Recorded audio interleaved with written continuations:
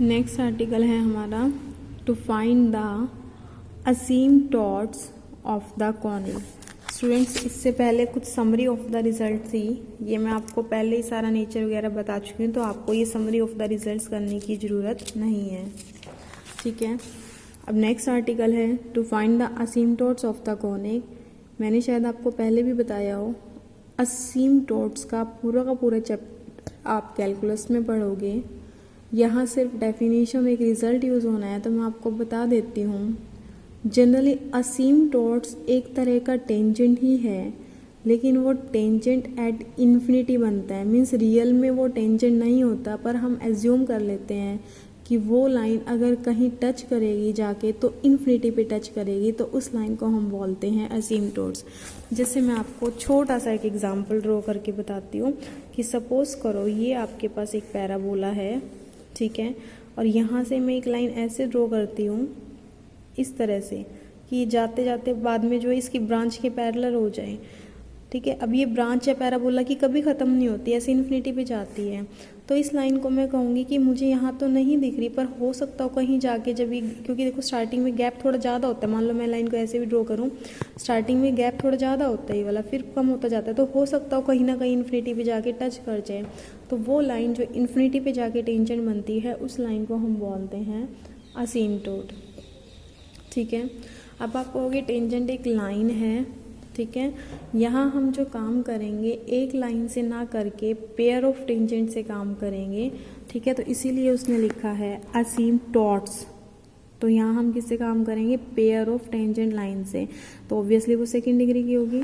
अब यहाँ मैं एक रिजल्ट यूज़ करूँगी, आपको भी एज ए रिजल्ट उसको यूज़ करना है कि जो भी आपकी कॉनिक की इक्वेशन दे रखी हो और उस पे अगर मुझे असीमटॉट की इक्वेशन निकालनी हो, तो कांस्टेंट को छोड़कर बाकी सारी टर्म आपकी एज इट इज़ आती है, यानी कि यहाँ से लेके यहाँ तक की टर्म यूँ की यूँ आएगी आपकी।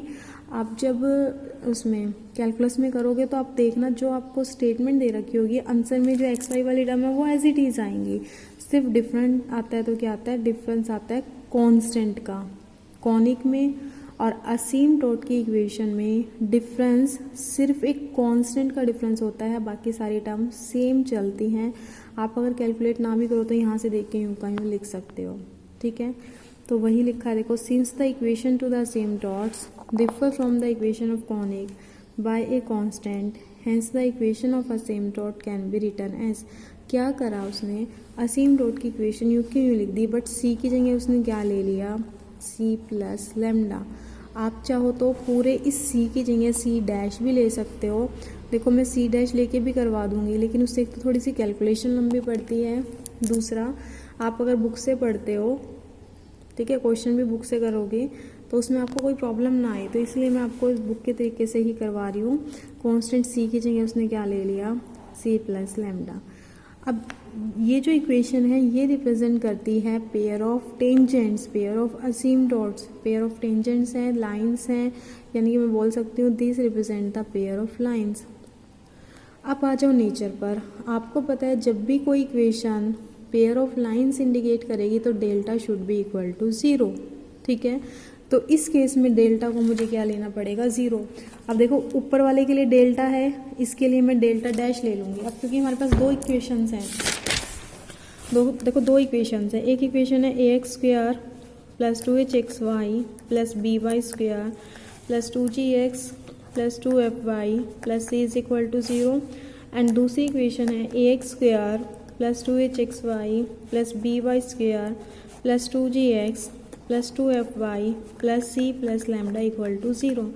मैं क्या करती हूँ, इसका जो डेल्टा है उसको तो मैं डेल्टा से इंडिकेट कर देती हूँ, और इसका जो डेल्टा आएगा उसको मैं डेल्टा डैश से इंडिकेट कर देती हूँ, क्योंकि दोनों में किसका डिफरेंस है? सी, एक में सी है और एक में सी प्लस लैम्डा है। अब जो ये 1 डाल दो, ये 2 डाल दो। अब जो 2 है वो क्या रिप्रेजेंट करती है? Pair of tangents, pair of asymptotes, pair of lines. तो मैं क्या कहूँगी? Delta dash should be equal to 0। ठीक है, डेल्टा की वैल्यू क्या होती है? ABC plus 2FGH minus AF² minus BG² minus CH²। वही रिजल्ट यहाँ लगाते हैं, A की जगह यहाँ भी A ही है, B की जगह B सी की जगह क्या दे रखा है आपको, सी प्लस लैम्डा। स्टूडेंट इस चीज़ का ध्यान रखना, अधिकतर स्टूडेंट यही मिस्टेक कर देते हैं, ए बी सी लिख देते हैं, बट इस वाली स्टेटमेंट में हमारे पास सी की जगह सी प्लस लैम्डा है, प्लस 2f, एफ की जगह एफ है, G H minus A F square minus B G square as it is, minus C. अब सी ना लेके मैं क्या लूँगी, सी प्लस लैम्डा, क्योंकि सी की जगह सी प्लस लैम्डा है, H square is equal to 0। तो देखो स्टूडेंट्स, आपकी बुक में सीधा लिखा हुआ है, equation 2 represent a pair of lines.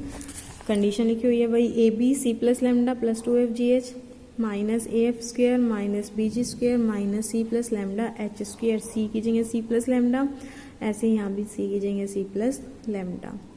फिर आप क्या करना, जिन जिन टर्म्स में लैम्डा है, या पहले देखो इसको ना अंदर मल्टीप्लाई करो, इसको अंदर मल्टीप्लाई करोगे ए बी सी, मैं आपको अलग से करके यहाँ करके दिखा देती हूँ, मल्टीप्लाई कर लो, A B C plus A B lambda plus 2f G H minus A F square minus B G square, इसको मल्टीप्लाई कर लो, minus C A square minus lambda H square is equal to 0।